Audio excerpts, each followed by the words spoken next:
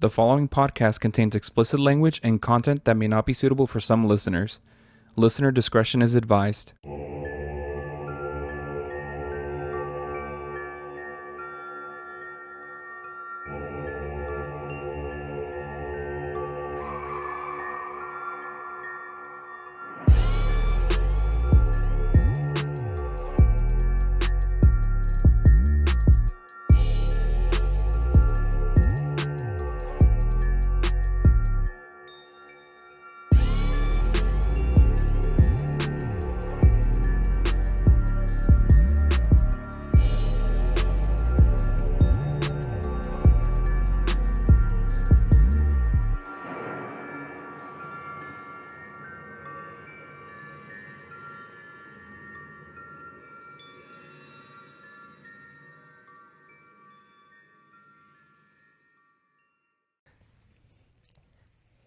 Go ahead. Welcome to the Get Spooky Podcast, where two funny dudes share paranormal stuff, true crime, and other scary things from around the world. I'm Andres. Sorry, and I'm Kevin. And welcome. Sorry, we've had a lot of technical issues. Yep. As soon as we started recording. The first time. Yeah. My daughter had a little accident. Oh my At God. the same time. So we were like, she was in the litter box, and we're like, okay, it's because This is a cat, by the way, not a Yes. human. And we were like, what is happening? And then, so the smell hit. And then Kevin was like, what's on the back of Leo's leg? And we were like, oh my God, my daughter has diarrhea. And she spread it to her brother, and her brother was tracking it in the room. So We're okay. Literally, that happened as soon as we started recording. So we had to Yeah. stop. We had to give them a little mini quick shower. Clean. Our minds are just so linked right now. 'Cause I we know. keep saying It's stuff the back to trauma. back. The trauma for the cats just now. And then if we didn't have this recorded, people wouldn't believe us. Is that why people say, like, are you guys brothers? Yeah, that's weird. But anyways, so after all that, then we start recording again, and the sound was not right. We couldn't get the sound. And the room Yeah. is hot. It smells like ass in here. And we're sweating. If it's not one thing, it's Oh another. my God. Yeah. Now their butts are clean. So hopefully nothing else goes down. Okay. But before we get too far into it, the first thing I wanted to talk about today is that I wanted to remind you guys that if you go to our Instagram at Get Spooky Podcast and click on our link, we've got a few resources that kind of outline what to do if ICE ever shows up wherever you are.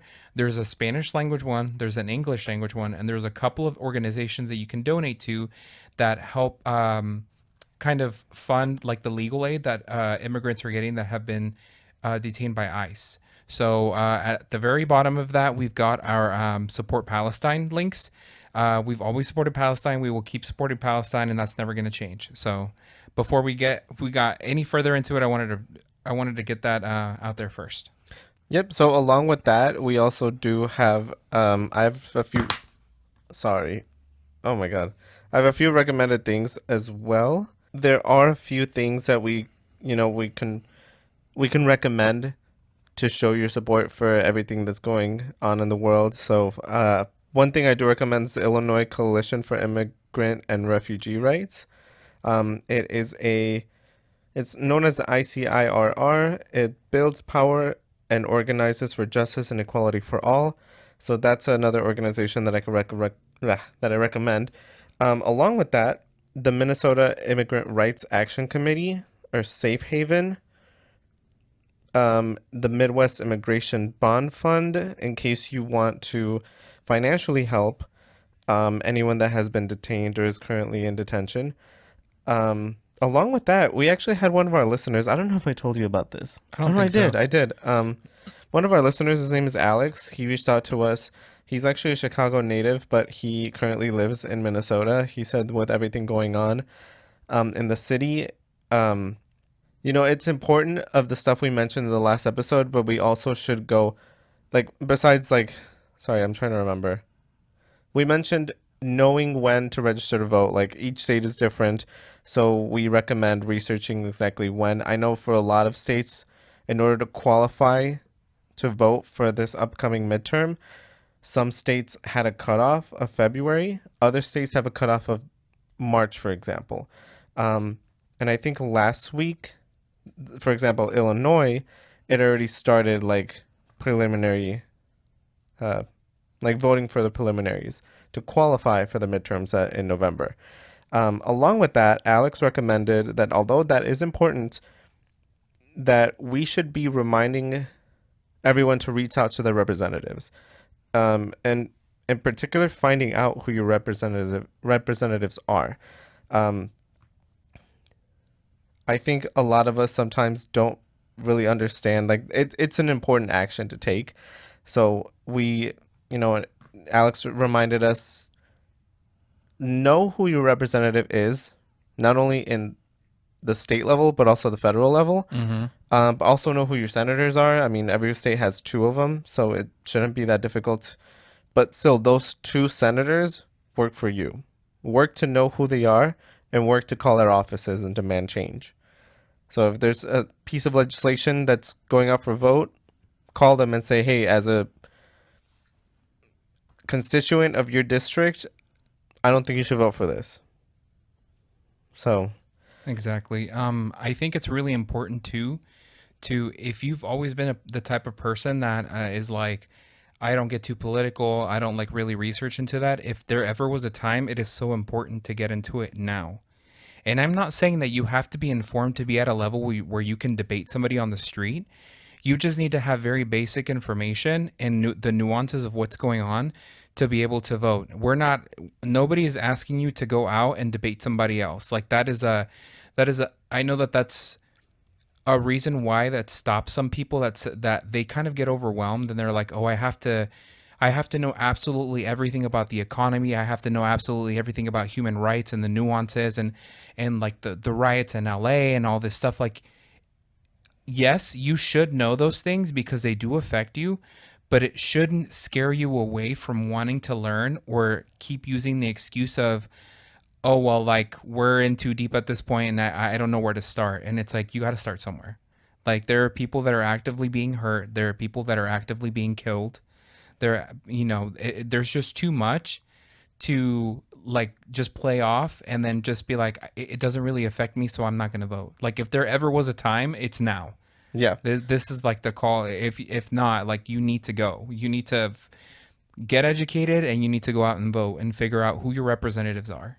Not only that, I mean, I think there is a lot of effort. Like you see a lot of talk online of like it doesn't matter, like voting doesn't matter, like things like that. Or it's like, oh, the candidates that are, up for election, like it doesn't matter. They're like, I don't like any of them. But if voting didn't matter, they wouldn't be trying so hard to Stop you from voting stop you from voting or taking away that right or making it harder to vote. to vote. There's literally amendments that were added to the Constitution to take away things like before, if you were only allowed to vote if you were a white man that owned property. They added an amendment to change that. Then they added another amendment. Oh no, sorry. The first amendment was like not the first amendment, but I mean like the amendment that changed voting was particularly for including any man, any white man. After that, it was not dependent on your race, and then after that, it was not dependent on your gender, and then after that, it was a poll tax. So I think it's little by little, like there have been legislation that pushed in the past to make it easy for us. So if voting didn't matter, these things wouldn't matter either. I hope that made sense. Yeah. I actually just was reading earlier that there's a bill out that's going to make it harder for you to register to vote. And the way that it was affecting, a senator brought up that the way that it was affecting is that if you're a woman that was married and your documents, I believe if like your birth certificate and your maiden name, if your maiden name is different than your married name, that it was going to be harder for you and you had to like go get some documents to prove that it was you, like it would be harder to vote. Anybody that's overseas, like anybody that's in the armed forces, they would have to come to the United States to fix any type of situation with like their name Hmm. to be able to register to vote.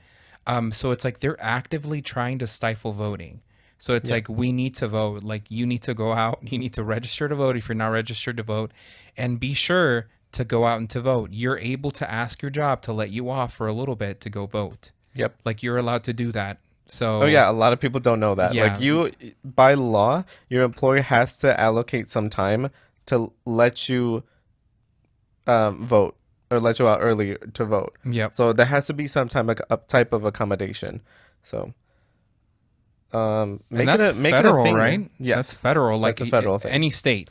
Make it a thing with your friends to go register to vote or to go vote with a group of people. Yeah. Um, to make it seem like it's a group activity. I don't know, because it is important. And I mean, Find out who your I representatives get what are. you're saying too. It's sometimes it's scary going by yourself. That too. So Yes. if going in a group makes you feel better, yeah, go as a group. Girls' night.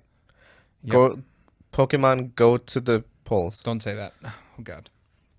I'm sorry. Yeah. Every time I every time I hear go to the polls, I automatically think of that. I'm like, Yep. what was happening in 2016? I get it. Anyway. So I mean, I guess like segueing into what's going on. So obviously that's a lot, but we wanted to Sorry. note that that's super important. Yeah. But kind of now to like switch gears and kind of like segue into like what today's case was going to be about, catching up with you guys. I am 5 weeks into my 8 week class. I'm sorry, my brain is so fried at this point that I'm just like, what is going on? And I am very taken aback, Yeah, you're in the trenches this week. afraid, because this week is genuinely the first week in economics that I was like, what the fuck is going on? Like being in physical class would make this so much easier because I Mm. have this random question, this random question, this random question, this random question. And Yeah. unfortunately, my professor is like, okay, you guys need to make sure that your homework is done by Thursday, even though it's due Sunday, so that you can post questions into the forum. Well, what happens? I have class on Tuesdays. I have things going on Monday, and I have things going on Wednesday. So sometimes I can't even start reading my chapters until like Wednesday, late evening, Thursday. So how her class runs does not work with my schedule, which I thought was going to be the opposite. Online Mm. was going to be more flexible. I was going to be able to like ask questions, and it just didn't work out that way. And she was like, I do not answer questions on the weekends. So if you did not post your questions by 5 o'clock on Friday, it's not going to get answered until after the homework is due Monday morning. So it was just a mess. I watched 6 different YouTube videos. I read 3 different articles explaining the differences between real GDP, natural GDP, real unemployment, natural unemployment, what it means when things are above or below, when if we're in recession or if we're inflationary. And it was because some of those are the opposite of what you would think. And so I kept messing up and doing the opposite. And it was just a lot of back and forth, a lot of quizzing myself. So, but I think now that I actually understood that, the rest of this class is going to be a lot easier because I figured it out. But damn, I was in the trenches. Kevin kept trying to talk to me, and I'm like, do not talk to me. Get out of here. Turn around. Close the door. Literally, as he's spiraling, I'm in the other room building Legos. Like, Yeah. And then he like randomly just runs in and dances, and I'm like, I'm so sorry. I love you, but get the out of here right now. I'm about to crash out. yeah, that So, happened. That was funny. Besides that and other news, did anyone watch the Super Bowl halftime oh my show? gosh, yes. That Yes, was yes, so yes, yes, yes, fun, yes, yes. honestly. And it was interesting because when we were rewatching it, because we didn't watch it live, or like, We yeah, weren't able to. I think where were we? We went out somewhere. We went out somewhere. We just Anyway, weren't able. Yeah, we weren't able to um, watch it at the time that it was and then televised. when we got back, it had already ended, and so we watched like a video of it, and it was it was a moment. It was a moment in American history, It honestly. was great. But I I think when like by the time that we had watched it, we had already seen a lot of the reactions, right? Yes, We that's were true. seeing a lot of reactions, a lot of like Latino people being like, this was so great. And then a lot of people on the other side saying, what the is going on? What was this pornography? What was this and that? That was And weird. I'm just like, what happened? Honestly, And then I I watched it and I'm like, this is a comprehension issue because literally nothing bad happened, nothing bad was said, yeah. and everybody was claiming this was said and that was done. And I'm just like, this is why learning another language is so important. Not only that, I feel like you didn't even need to know the language to understand that it was like about having fun and Unity. appreciating American and Puerto Rican history and culture. Mm-hmm. And one thing that you actually pointed out that I didn't realize, um, I was curious about who he was going to bring on stage. And when I saw Lady Gaga, I was like, dude, question mark? Like, what was that? Yeah. What was that? And I was like, it kind of bothered me, honestly, because I was like, he has one of the biggest stages at the moment, and he could have brought on someone else. Honestly, I don't know. We actually talked about it afterwards. I was like, who else would have been a good option? But you kind of explained it to me a different way. And do you want to go ahead? I guess like the way that I took the performance when Lady Gaga came up is that he was basically telling the American people, he's like, look, you complained about this halftime show and made a full other halftime show for you guys, and I brought somebody that did like sung in English for you to show you that like we can also combine our cultures and look at how beautiful this is. This is for you guys. This is so we can present our culture to you, like our rhythms, with a song that you can understand that was actually very popular within the last year. Yeah. I So mean, not only that, it wasn't like anything foreign for her. Like you said, it was a good mix of things where it's like this isn't something foreign or scary. Like this is, I think it reminded me of the teaser trailer that they had, mm-hmm. where it was like Bad Bunny was dancing with people from like all over the world, different ethnicities. Like you didn't even have to know the language because it's like music is universal. Yeah. And which reminds me, why was Bad Bunny one of the top artists in the People's Republic of China? I was like, that's crazy. Yeah. I But just, there was so much nuance to that show. yeah, And I think like what is so beautiful is that I forget, and it's not that I think that other people don't have a culture as deep as ours, like for as Mexicans. It's just like, you don't think about like what this song, what this sample means, or what this style of music that they're dancing to means to us. And it's like it's so deep for Puerto Rican people and it goes back hundreds of years. And I think that that is so beautiful to get an artist that went up there and just presented all of it. And I swear I missed like 75% of like what he brought up there and the nuances to it. And I just feel very privileged that I was able to share that. And now get to go after the fact and look up this song or this sample and see like what is the cultural significance to it. And it's crazy. It's immense. There was yeah. so much to that show. And honestly, it was. I didn't go into the show understanding a lot of it either. Like a lot of it, I did have to learn from other content creators that were online. Big shout out to one of our listeners, Angie, actually, that she made a couple of videos. Um, One of them was like describing like the reason why the Puerto Rican flag was different than the one we normally see. The other one was they were that she was saying I see a lot of people saying that this is like tall grass or like trees or something, like it's sugarcane. Another one was about like the importance of like Lady Gaga and the flower on her dress. So I thought that was really cool because it's like I didn't just because I speak Spanish doesn't mean that I went in there knowing exactly what to expect. Mm-hmm. So that was really cool too. And it's important to keep an open mind and research and look up to see what all of these things mean.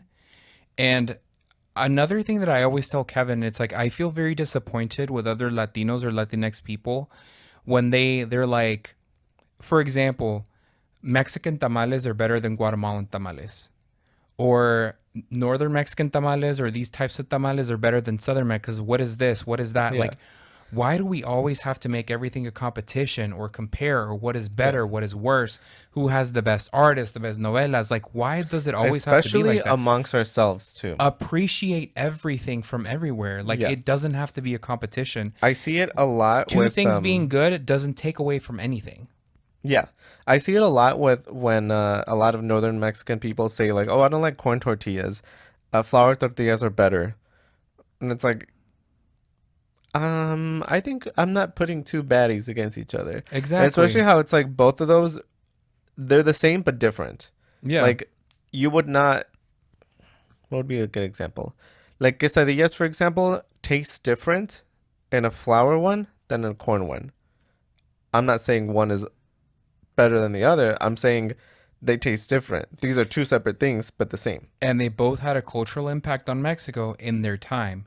Corn was first, and then flour was later for a completely different reason that changed how the North Mexico kind of functioned Hey, and like its maybe, relationship with corn. yeah, So it's like those things are so like important in their own right, yeah, and they have their own impact on culture. And it's like we have to know and respect that of all other cultures and Latino cultures yeah, or like whoever it is, Brazilian, like Brazil, whatever. It doesn't yeah. matter. We have to respect it. That's always weird to me when people like, especially Mexicans, I hear it when they're like, "Oh, I hate Guatemalan tamales. Mexican ones are better," and I'm like, For what? "Okay, well then You give them to me if you're not gonna appreciate them." exactly give them to me. Let me eat them. Do I look like I would turn down food? Besides that, what else? What else has been happening? I thought the overall the show was really good. I didn't even bother looking into that other show that they were having. I just know there were a lot of missing teeth. Um, Tapusa. we do not say their name. Besides that, what else? What else do we have before we jump into the case? The Seahawks won against the Patriots. It wasn't the Bears, but you know what? I'll take it. I'll take it. Well, I felt like you were telling me something that was kind of significant about the teams, the owners of the teams, right? Oh, so the owner of the Seattle Seahawks, she is a woman, and she did not donate any campaign funds to the current president. So if, as opposed to the other team, the Patriots, who did. We're not saying that she's a good person or somebody's a bad person. I just thought it was kind of ironic Yeah. a little bit, you know? So, anyways, I'm sure somebody's going to correct us in the comments, They're which like, is fine. actually, oh yeah, It's fine we're open because to corrections. we're not going to sit here and say like we're sports experts because we're not. Girl. Miss Girl, do we look like sports experts? We're not going to be the sports experts here. Should we jump into the case? Yeah. I hope you guys All right. appreciate our setups. We have like a lamp that we've faced sideways and then we put a plastic Hey, bag on they top don't of. have to know the behind the scenes No, stuff. I want them to know.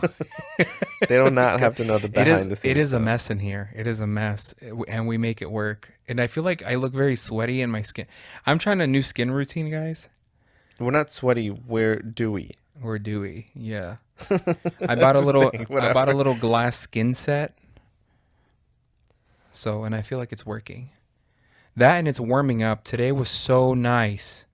Kevin almost walked out in shorts. Did you walk out in I shorts? did walk out You on wore shorts. you wore shorts today. Sorry, my computer's taking a while to load, but we can keep talking. It's okay. Actually, that reminds me. All the snow is gone. Like it's finally warm. Like it's summertime, girls. There's a film of salt all over my car. My Yeah, car looks like it needs lotion. it was nasty. So in my time of trying to figure out what I wanted to cover this month, I found a YouTube video by Bruce J, who was talking about, he's Puerto Rican, but he was talking about the scariest locations in Puerto Rico. So today we're traveling to La Isla del Encanto. In the northwestern point of Old San Juan Historic Quarter of San Juan, which is Puerto Rico's capital, is the San Juan National Historical Site. So this location comprises several large stone fortresses that guard San Juan Bay, the harbor that leads into the city. They tie into the island's history, defending its sovereignty, and from that, stories are told of unexplained phenomena around the fortresses, like echoes of the battle that took place on its shores. So today we're talking about El Castillo San Felipe del Morro and El Castillo de San Cristóbal. Mm-hmm. And this was not really related. Like, I know it was like right after the Super Bowl, so it's just a coincidence that it just so happened to be Puerto Rico too. Because this is just one of the things that caught my attention. So, are you familiar with this site, by the way? No, I'm waiting for you to tell me. Oh, okay. Because this was all new to me. Like, I didn't know a lot about all this. So, in 1521, the Spanish founded the city of San Juan, originally called Ciudad de Puerto Rico de San Juan Bautista, which is where we get the name of the island today. Ciudad de Puerto Rico de San Juan Bautista translates to the city of the rich port of St. John the Baptist. The island was originally named San Juan Bautista by Christopher Columbus. Boo, boo, tomato. The native Taino people actually called it Boriquen, which is where we get the terms Boricua, Borinqueño, and Borincano. That's where those words come from. Over time, traders began to refer to the entire island as Puerto Rico and the city just as San Juan. In fact, San Juan is the oldest city under U.S. sovereignty. So it's so funny when people are saying, "Oh, we need an American at the Super Bowl We need halftime a show." U.S. citizen. That's like, girl, he's kind of been American. Tell me. So, due to the island's location, it was susceptible to foreign and pirate attacks. So, because of this, in 1539, King Charles I of Spain authorized the construction of a fortified tower at the northwestern point of the islet of San Juan to protect the city from possible invasions. Ew, Spain. Ew. So, King Charles I is El Rey Carlos el Primero. It was later expanded to encompass a large part of the entire cliffside and made into a hornwork bastion fortress by 1595. Mm-hmm. So there was just like a huge cliff. They built the watchtower and then they just kind of started expanding on it. Over the years, the fortress was expanded upon, adding more levels, building large walls around it, and even adding a lighthouse. It ended up taking up most of the rocky promontory, which is why it's called El Morro, because promontory is El Morro in Spanish. Do you know what that is? Okay, good. I didn't either. So basically, a promontory is like a cliffside. Mm-hmm. I didn't know that. You just said you didn't. Yeah, only because you just told me. Oh, okay. Well, you were just like nodding. Okay. Uh-huh. So that's why they just refer to it as El Morro. The fortress was pivotal to San Juan's defense. No ship could approach the city without first passing by El Morro.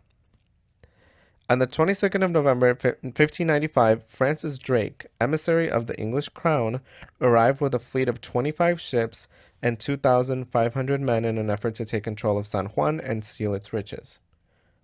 Literally, that was the reason. They're like, let's steal stuff. And this was something that the Queen of England approved. What else is new? They still do that. And so this was also actually at the peak of the Anglo-Spanish War. So I guess it makes sense, but still, it's weird. According to witness accounts, the English attacked the fortress at the mouth of San Juan Bay. They set 3 frigates in the bay on fire, and while 2 were able to be extinguished, third was actually burnt down, killing all the men on board. However, the burning ships actually illuminated the English ships, which allowed them to be easily spotted from the fortress and allowed the Spanish soldiers to easily fire artillery at them. So it's like, you mad. The battle lasted about an hour and ended with around 40 deaths on the Spanish side and over 400 deaths from the English side. So ya empezamos mal, because there's a lot of deaths on here. So Queen Elizabeth I found out about Drake's failure to claim the island, so in 1598, she sent George Clifford, the Earl of Cumberland, to attack San Juan by land. So they thought, okay, we flopped coming in through the ocean. So we're gonna dock our boats on one side, attack by land, and then send other ships to come in through the ocean. I don't know much about wars or fighting. So they did manage to force the Spanish to surrender after they cornered them in El Morro. So, but they weren't able to hold the control of the fortress for long because dysentery had actually swept through the English soldiers, incapacitating incapacitating 400 of them and killing over 40. Let me guess. What? They were where they were drinking water and they weren't washing their hands. Probably. So, Probably. yeah. Which I think happened a lot. Without a large enough crew, Clifford abandoned the island, but not before looting it for resources. Of course. On the 29th of September, 1625, Dutch Captain Boudewijn Hendricks attacked San Juan for control of the city. Another one. After 2 months, they managed to seize the city, but El Morro resisted. They exchanged cannon fire for 21 days, and then Hendricks demanded then-Governor Capitan General Juan de Haro y San Vitores to surrender, or else they would burn the whole town down. He responded with, "We have enough courage and wood and stone to build again." Which honestly sounds so badass. It's like, hey, we're going to burn your entire city down. It's like, I don't care. We're We'll just brave build it again. and we'll build it again. We'll build it again. On the 22nd of October, the Dutch began to burn buildings in the city, and while they did that, the Aro deployed 2 military units to flank the Dutch, which caused them to retreat from the island. Over the course of the siege, over 400 Dutch soldiers died on the island in that area. So, Castillo San Cristóbal, that we know of today, was something built over time. The first defensive structures on this piece of land weren't built until 1634 in the form of a small fort with 1 sentry point in efforts to defend San Juan's northern coast. So they're right next to each other, kind of, but not really. There is like a slight distance between the two, but you had the main fort on the western side of the little islet, and then you had this sentry point further down the coast, if that makes sense. The piece of land was actually called El Cerro de la Horca, or the Hill of the Gallows, and El Cerro del Quemado, or Hill of the Burner. Sorry, Cerro del Quemadero, which is Hill of the Burner. The name was changed to El Cerro de San Cristóbal in honor of Saint Christopher, the patron saint of travelers. They always be doing that. They're always Catholicifying everything. And what's wrong with that? I think the first name was cooler. The Hill of the Gallows? Mm-hmm. I don't know. I like the new one. Well, anyway, it doesn't even matter because they built something on top of it. So over time, the fortress was expanded upon, and there were even tunnels built to connect both fortresses, and large city walls to cover any weak points between the two fortresses, or between the 2 points. The fortress was expanded upon, and several more turrets or sentry boxes were added. While El Morro defended against enemies of the sea, San Cristóbal defended from any land attacks. In 1797, Castillo San Cristóbal helped propel an attack of 7,000 men of the British Navy, being one of the largest to ever invade in the Americas. Can I clarify what I meant? I'm sorry, because I feel like it's going to sound wrong. But what I meant about Catholicifying or renaming the hill or like the mountain to El Cerro de San Cristóbal yeah. is that it was called El Cerro de la Horca for a reason and it had a cultural significance. And then they came in and they were like, no. Wait, do F you know all what that. orca is? Like to strangle somebody? Yeah. Yeah. They called it that for a reason. Because they killed people there. Okay. But what I'm saying, like, what was their cultural reason? oh, sorry. I know what you mean. Because I know that a lot of European powers had the tendency to come to the New World, and if there rename was things. something significant to the native people, they would always rename it as something like, literally look at what they did in El Zócalo in Mexico City. Yeah. That was El Templo Mayor, where it was like the central power of the city, and they renamed it and built a stone church on top of it. Yeah. It wasn't until years later when they found a temple literally underground underneath there.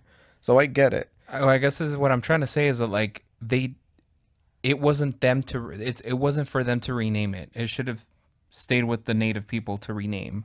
Like they shouldn't have come in and renamed it. Like although whatever the reason was for it being El Cerro de la Horca, like they shouldn't have been the ones to rename it. It should have been the Yeah. people of Puerto Rico to rename it if they chose to. Well, this was also still at the time when it was still a colony. Right. So the Spanish had full control over it. But I know what you mean.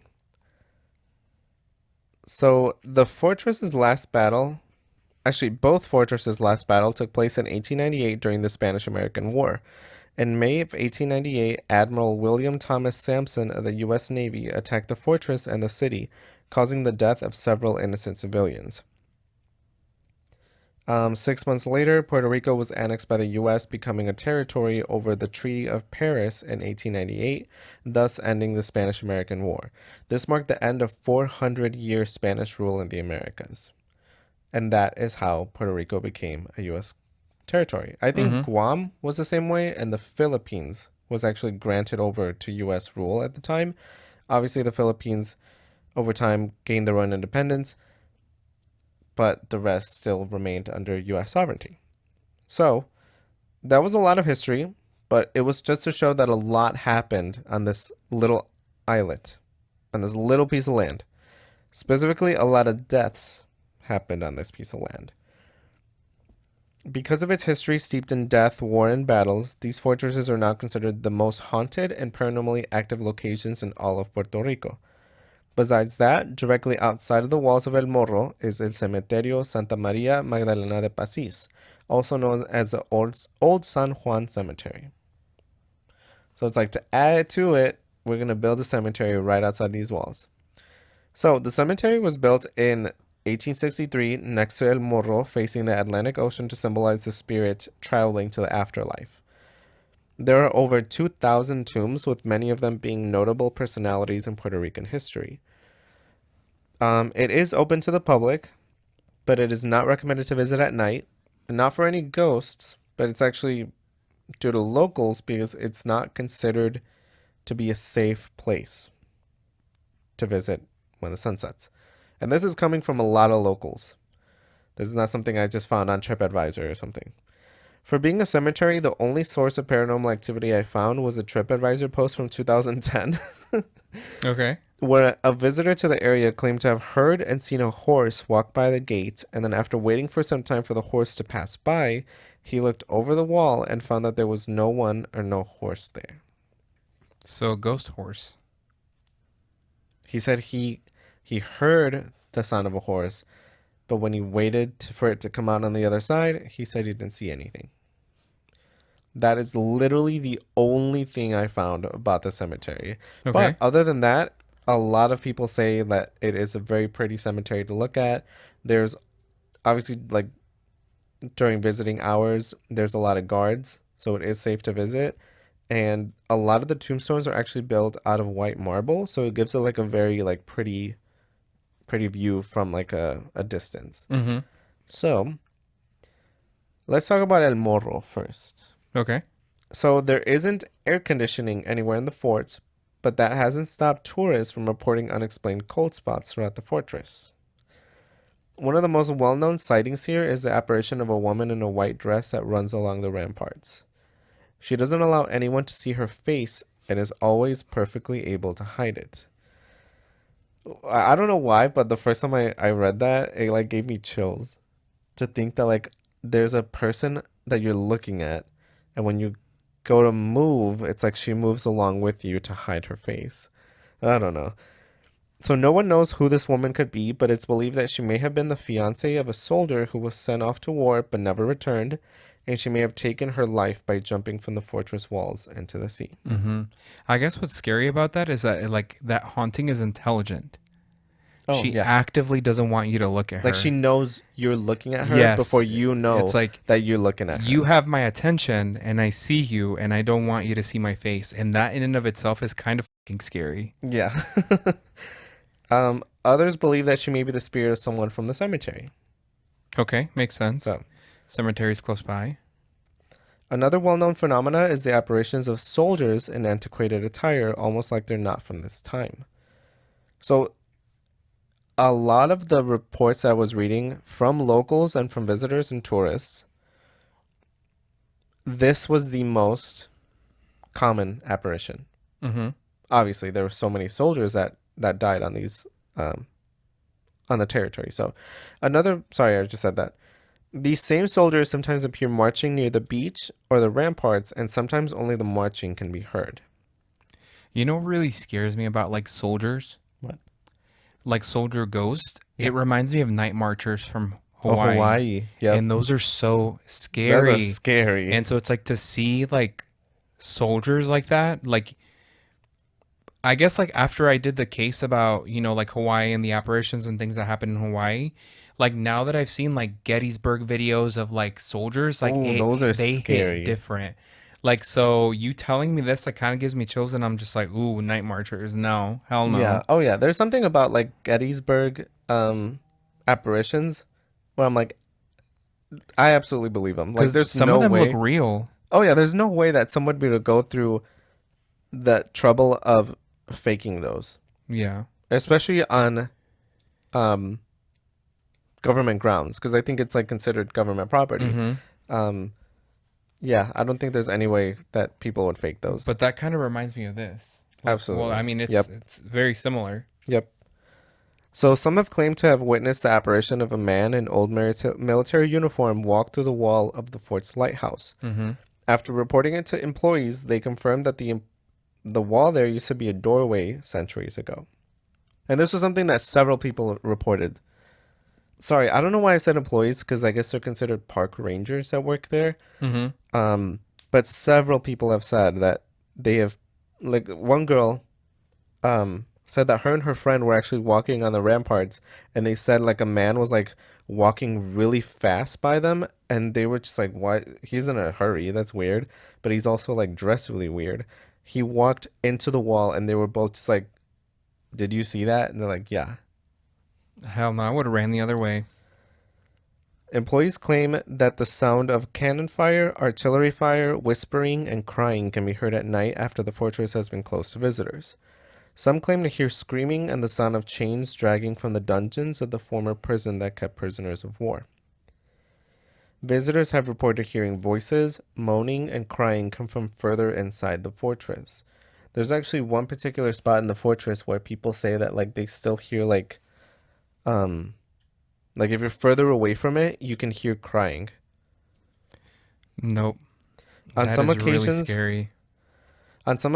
tourists have actually heard voices coming from deeper in the fortress. Believing them to be tour guides, they've ended up following these voices into the tunnels until they realize that there's nobody there. Because obviously there's tour groups. Right. And people have said that like if they pass by like one of the entrances to go further in, that they hear people like whispering calling for them. And they're like, "Oh, that's my group or something." I don't And then they get know. lost. If I heard somebody calling or whispering to me from the dark, I'd be like, Yeah, oh I'm yeah. going the other Especially way. whispering. No. No. But I could see if like they heard talking, Yeah. like people talk, be like, oh, my group went in there and they would follow that. Yeah. No, that's how I interpreted it. Yeah. Because it's like if, say, for example, you're like, you're left behind and they keep walking and you're like taking pictures of something and then you like turn around and keep walking in that direction and you hear whispering coming from inside. You're like, oh, that's my group. Mm-hmm. So I get that. But yeah, there have been several people that claim that they follow these voices and they ended up in like in the tunnels and they're like, okay, And they're something's lost. wrong. Something's wrong. Like I'm by myself now. Yeah. Um, In the fortress's chapel, some have reported hearing voices telling them to take their own lives. Yeah. It's reported No. that a woman visiting the chapel fell into a sort of trance after hearing this voice and felt compelled to climb the fort and try to jump from it. It wasn't until a park ranger noticed her and when he grabbed her arm to ask what she was doing that the trance broke. Um, There's a story that claims that a Chinese prisoner was kept imprisoned in the fortress's dungeon in the 1800s. He was kept there for over a month with no food or water until he eventually starved to death. After the Spanish soldiers removed his body, they themselves claimed to hear whispering coming from the empty dungeon. And this was like recorded in like centuries old documents. Now, it's reported that by several visitors that they hear the sound of whispering in a language that they can't recognize, while others claim that it sounds like Mandarin Chinese. So, now for San Cristobal. Before the location had the fort, it was known as Cerro de la Horca, or Hill of the Gallows, referring to the people that would be hanged there. A local legend says that the young daughter of a local executioner named Maria Dolores fell in love with a young man named Betancourt. Betancourt was known as a thief, and after being captured for stealing, he was executed at the gallows by Maria's father. He was left hanging for hours before Maria found him. Devastated, she joined him and took her own life there too. Later in the day, the executioner came back to untie Betancourt and found his daughter with him. Oh, jeez. Since then, the legend claims that the spirits of Maria Dolores and Betancourt have been sighted walking hand in hand in the area. The fortress, sorry, that was, and this one didn't have like too many legends that I found. Most sources just kept repeating the same two that I mentioned here. Mm-hmm. So, I bet locals have great stories about the areas. oh, absolutely. Again, we run into stuff that the stuff that's recorded is not like what, or is maybe like A two fraction. percent of what is told about those areas, like locally. Yep. So, because a lot of them I don't think would be written down. A lot of them are just shared, like orally, when they're like, Mm-hmm. "Oh, uh, my friend's uncle said this happened to him while he was there." So, I mean, it happens a lot. The fort has several turrets and lookout points that line the outside, but there's one that has earned the name of La Garita del Diablo, or the Devil's Turret, or Watchtower. This legend has actually endured for centuries. During this time, soldiers, or like when it was operational, soldiers would call out Centinela, alerta, to guards stationed at turrets or watchtowers, and the guard would respond, Alerta está. This was done to ensure that the guard was still awake and out of danger. Legend says that a Spanish soldier by the surname of Sanchez, nicknamed Flor de Azahar, or Orange Blossom, because of his whiteness, didn't respond to the alert on a moonless night. They called out, Centinela, alerta, but received no response. From my understanding, they were not allowed to leave their post for security purposes, so they called out to him at night, and when the sun finally came out in the morning, they were relieved of their duties and then went to go check on him. But they only found his gun, a small pouch, and his military uniform. The remaining soldiers believed that it was the devil himself who had taken El Soldado Sanchez. A rumor spread that Sanchez had actually been had fallen for a local Boricua woman named Diana, whom he used to play his guitar to.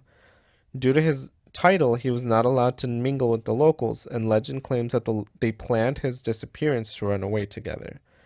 Regardless, the legend stuck, and soldiers believed that anyone assigned to the turret on a moonless night would disappear by sunrise without a trace. Today, the Garita del Diablo still stands, but it's inaccessible to the public. It can be seen from the inside of the fort and from the street, and it's believed that if you pass the sentry box at night, you can hear the sound of Sanchez's guitar. Wow. In 1983, El Morro and Castillo San Cristobal were designated a UNESCO World Heritage Site.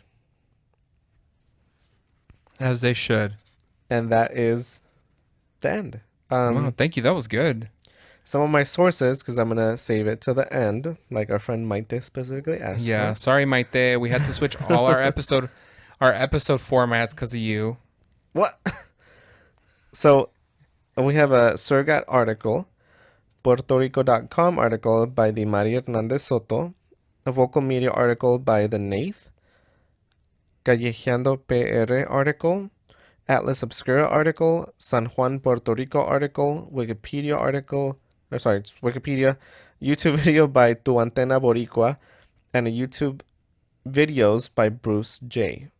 So, I did want to give one final shout out at the very end of this because the channel Bruce J, he is actually a paranormal investigator that he made a whole series investigating these castles. and the tunnels. Mm-hmm. There's also like I watched like several of these videos. Okay, so he interviews a lot of the locals, like saying like, "What did you see?" Like, I didn't include many of them because I felt like they were like one-off things. Like one of them, it was a gentleman that said that him and his friends had been drinking. They went to they went to El Morro, and that they said that they saw like a huge shadow just like appear next to the wooden gates into the castle, Mm-hmm. and that from that huge shadow smaller shadows like started like coming off of it, and they said that all of them there witnessed that, and they're like, there's no way, like, yes, we were all drinking, but we all saw the same thing. So I just kind of wanted to give one last shout out there, because most of it is him like investigating like a ghost adventure style of investigation, but he also does like interview locals and ask them about what they saw. So Mm-hmm. if that's something that you guys were interested in and knowing like these smaller additional local versions of the legends, I recommend checking that out. So that's it. That was good. Thank you. That was really I good. would love to visit, honestly. Like, not just because, Puerto Rico is really nice, but El Yunque is really nice, and I definitely want to see frogs, okay? But Oh, the coqui the frogs. coqui frogs. I cannot tell you. I grew up in Florida, right? Yeah. We learned about coqui frogs in elementary school. Hmm. So it's like I have always, because of the little coqui noise that they make, Mm. I've always wanted to hear one or see one in real life. Yeah, no, me too. I saw um it was like on TikTok after the halftime show, people were saying like, "Oh, what is this frog that Bad Bunny like puts on his because there was like a big projector like during his presentation. Mm-hmm. Turns out that's not a coqui frog, and I'm sorry, I forgot what type of frog it is, but they were saying that like coqui frogs are like, representative of like the local animals on the island. And then they posted a video. Someone's like, "This is what they sound like," and dude, beautiful. They're so cute.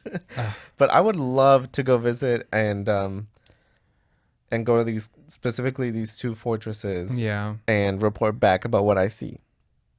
You know what kind of breaks my heart? Do you remember? I think it was last summer where there was American tourists that went to Puerto Rico, and the coqui frogs were right outside their I think their hotel room or like their Airbnb, and they were so loud that the lady was trying to buy something to kill the frogs.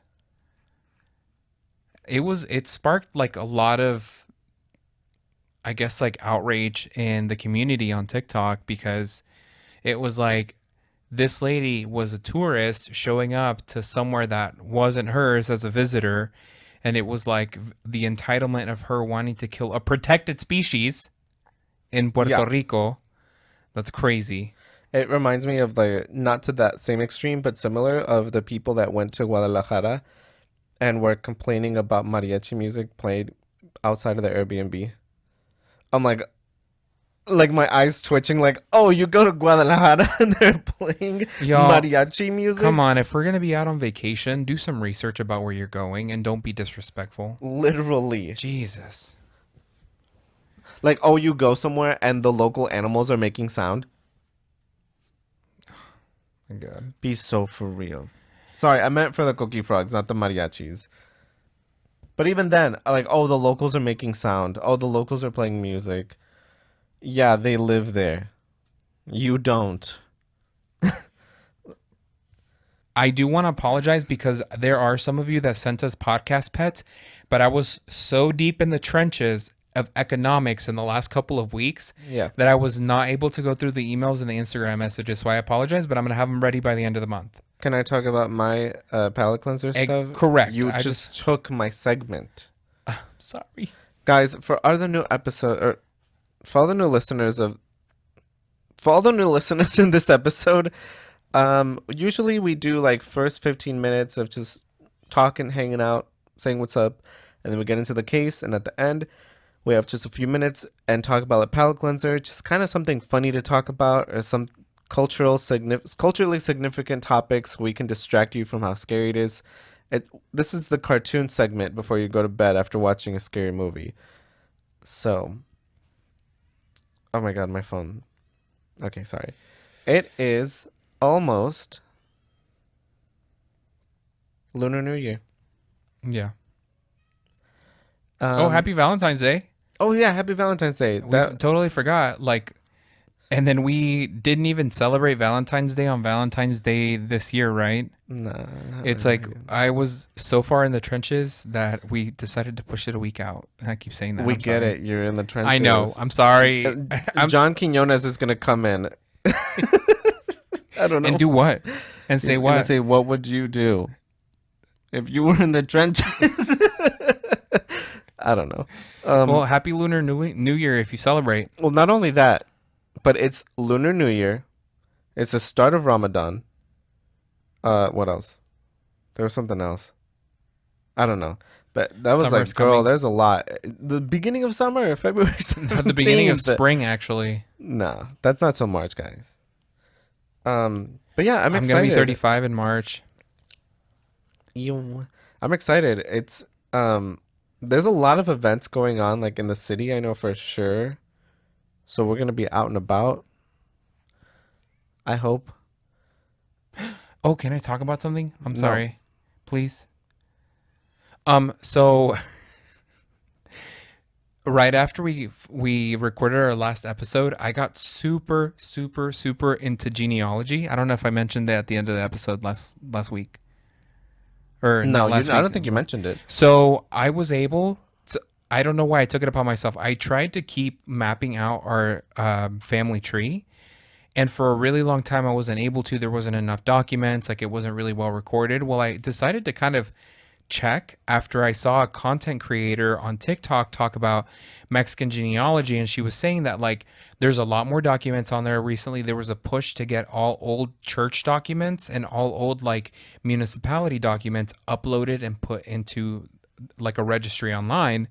And so I was like, oh, I'll just check. Well, immediately I got like I guess like I found documents of my grandpa's death certificate. And then from then, it was like an obsession. It started and I kept going and looking through documents. And it was super interesting. I like urge you, if you have time and you're able to start doing that. If you have felt like you could just never find documents, it was such like a rewarding experience because I only got back so far, and it turned out that other people had been working on their parts of their family tree, and like where they intersected, it connects your trees. So if another person from the other side of the country has already built up their tree and you have common ancestors at the point where they meet, it meets with their tree and it Hmm. shows you like whatever work. So I honestly didn't have to go back that far, maybe like five or six generations. And at that point, I met up with somebody else's tree and it linked and it showed me like all of our common ancestors. So it was very interesting. But it was like, I felt like a researcher because it was like at some points I was looking at like a death certificate and it was like, oh, this person died on this day in 1892. They left behind their wife and their seven kids, one, two, three, four, five, six, seven, and you only have four brothers and sisters listed. So here you go. You just found three more kids, and so you start going back and researching to what happened to these siblings and when they were born, and like just trying to figure out like what happened. And it was like filling in the missing gaps. It was very interesting just because like one document you could find three more family members that you didn't even know about and didn't and like just weren't aware of because you have five siblings here. Then you find a document where like they got christened, and on the document it listed other family members that like weren't present in anybody else's paperwork. So it was just very interesting. So, anyways, back to you. So Thank do you. it. Do it now because there's a bunch of documents online. Yeah, I think it was the episode that I talked about Palacio Lecumberri that was repurposed from a prison into the National Archives in Mexico. Mm-hmm. So in recent efforts, they've been trying to um kind of digitalize a lot of documents, save them like electronically instead. So in an effort to do that, they've like scanned them and they've, transcribed them from like very old paper cursive into like more legible. So yeah, I thought that was really cool because it's Yeah. like, whoa, I just kind of talked about this. Yeah, I was staying up until like 2 or 3 a.m. to get this like to get it done. Like I said, it was like me finding another family member and I'm like, "Oh, I got to keep researching for another hour to figure out who they are." Yeah. So it was just kind of I So spiraled. besides, I don't know. I feel like I only have enough time for one topic now because we talked a Sorry. lot. So what have you been reading about books? I'll go first. Okay. I just finished not too long ago. I'm Glad My Mom Died by Jeanette McCurdy. Mhm. I know she just recently announced, or she released a new book called Half His Age, last month in January. So I will be reading that, And reporting on it. and I will be reporting on it. We need a book report. I finished a book called You Sound Like a White Girl by Julissa Arce. She, the subtitle is The Case for Rejecting Assimilation. I thought it was an interesting read. She talks about what it was growing up undocumented in the U.S., and then she became a DACA recipient, and then Mhm. um, she got married, and then transitioning over from being undocumented to being like a card holder to being a citizen, and how her relationship with the English language changed over time, and how I don't know. Overall, it was like a good read. I wouldn't say it was like the best argument, Mhm. but I think she did bring up some solid points that I was like, okay, I understand this. Um, as someone that is interested a lot in linguistics, I thought the the topic of it and the title sounded interesting. Mhm. But after taking some time to kind of like review it and like actually like kind of absorb it, I I feel like I shouldn't have done this, but I did allow some other people's opinions and reviews about the book influence me, and I didn't realize it because ending the book, I was like, wow, amazing. And then reading other people's reviews, they're like, I didn't like this, and this. And I was like, oh, damn, they're right. And I'm like, I should not have done that. But at the same time, it's like, I'm open to other people's opinions. And if there's something that I didn't catch, because they did bring up a lot of points that I didn't catch about the book, that I'm like, oh, I didn't realize that. But Mhm. overall, I think it's still like worth reading. Besides that, we read Frankenstein for our book club. Mhm. And Parable of a Sower. Parable of the Sower by I loved Octavia E. that book. Butler. Yeah. You actually didn't go to the book club I did not meeting, but yeah. because I've been so busy with homework, but I wish I could have gone because that another that's another one of those classic books that like everybody recommends to read and it's like you Yeah. have to read it. It's not really my like style of book that I like. I like magic and like cozy books and stuff like that and like this was very like post-apocalyptic, like wasn't it like a little bit sci-fi?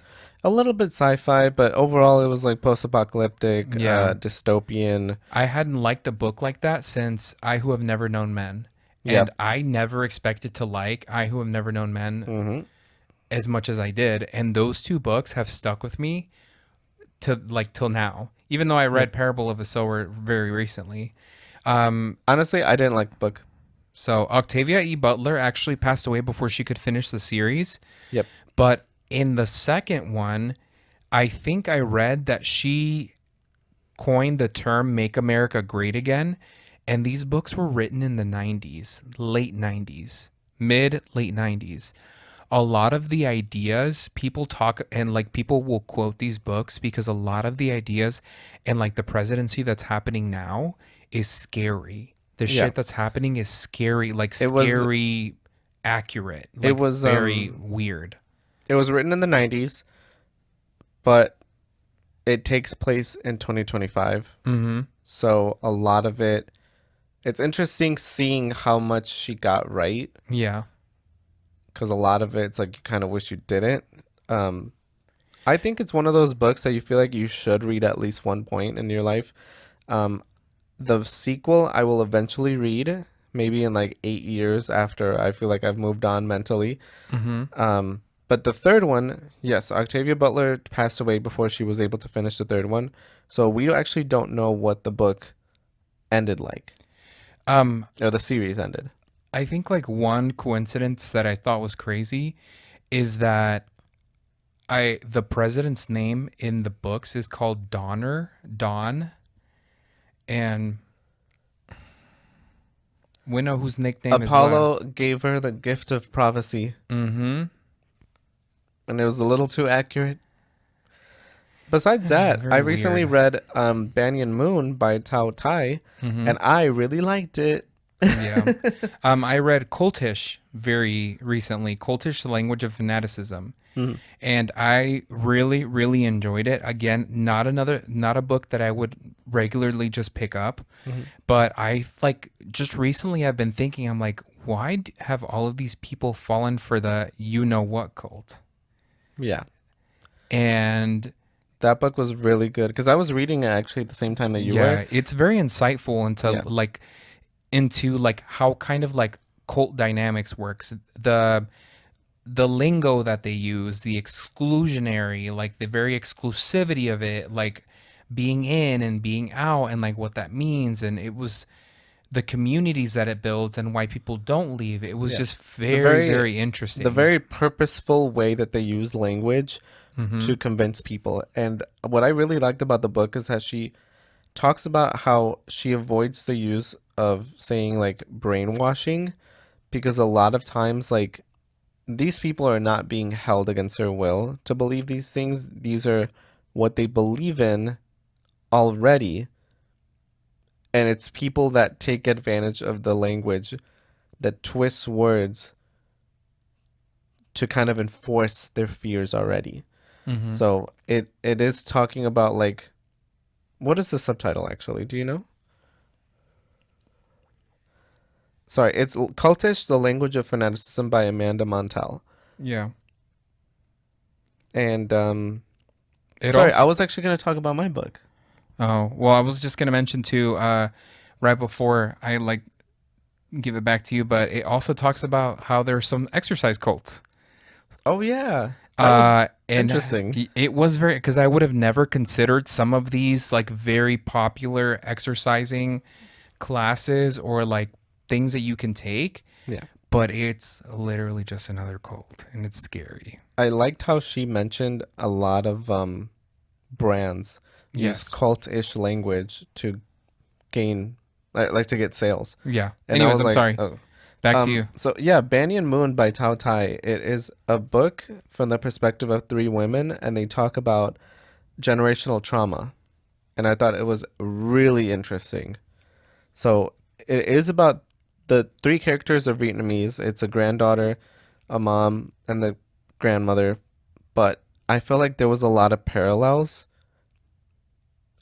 being from Latino culture. Latino culture. Yes.